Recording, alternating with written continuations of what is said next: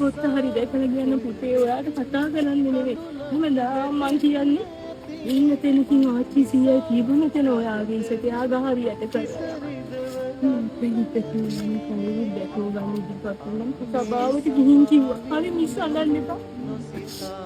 ඔයාලා බලන්න මං එන්නම් කිව්වා මම මෙහෙත් යන්න ගිහින් මම මෙහෙත් යන්න ගිහින් සභාවට ගියා. නැහැ දැන් දවස් 4කට